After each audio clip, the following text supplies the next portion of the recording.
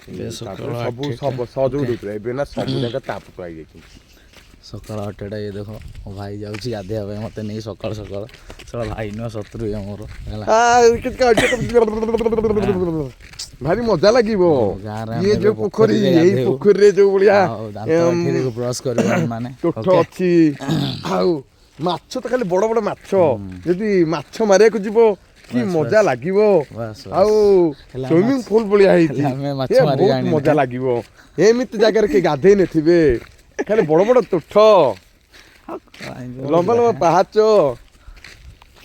ଆଜ୍ଞା ଆସନ୍ତୁ ଆପଣ ବି ଗାଧେଇବେ। ଭାଇ ମୋର ଅଛି ଦେଖ ଆମେ ନେଇକି ଯାଉଛୁ ଏଠି ତାପରେ ଆମେ ଦାନ୍ତ କରୁଛୁ ଦାନ୍ତ ଘଷିକି ଆଇଲା ବେଳକୁ ନା ଗୋଟା ମାଡ଼ ହବ ଚିକେନ ଭାତ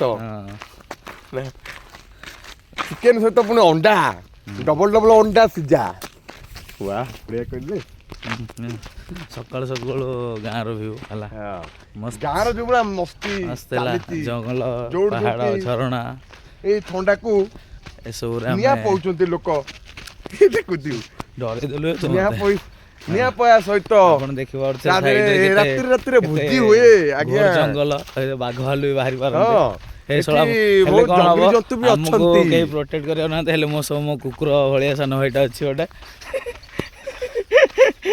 ହେଲା। ତ ଚାଲନ୍ତୁ ଆମେ ମୋ ପାଖରେ ମୋର ଗୋଟେ ଭାଇ ଅଛି ହାତୀ ଭଳିଆ।